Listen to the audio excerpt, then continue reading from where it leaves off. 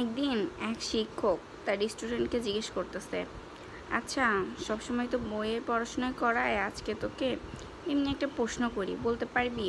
তখন স্টুডেন্ট বলতেছে, জি স্যার বলেন, পারি নাকি দেখি। বলতেছে, আস্তা বলতো পৃথিবীতে সব থেকে গরিব কে? তখন স্টুডেন্ট বলতেছে, এটা একটা ভাববার বিষয় স্যার, নিশ্চিতভাবে বলতে পারবো না। তখন শিক্ষক বলতেছে, আচ্ছা অনিশ্চিতভাবেই বল দেখি। তখন বলতেছে, স্যার যারা হচ্ছে ফেসবুকে ছবি পোস্ট করে বলে দেখো তো কেমন হয়েছে, কেমন লাগতেছে, বা আমাকে দেখতে কেমন লাগে, হ্যাঁ, এরাই হচ্ছে পৃথিবীতে সব থেকে বেশি গরিব। তখন শিক্ষক বলতেছে, কেন তোর এরকম ধারণা, কেন এরা কেন পৃথিবীতে সব থেকে বেশি গরিব হবে?